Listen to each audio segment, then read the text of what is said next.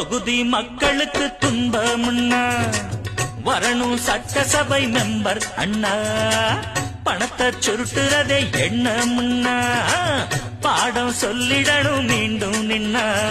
MLA நம்மால வந்த பதவி என்றாலும் யாருக்கு என்ன உதவி? எல்லாத்துக்கும் நோட்டு வைக்கத்தான் ஏழை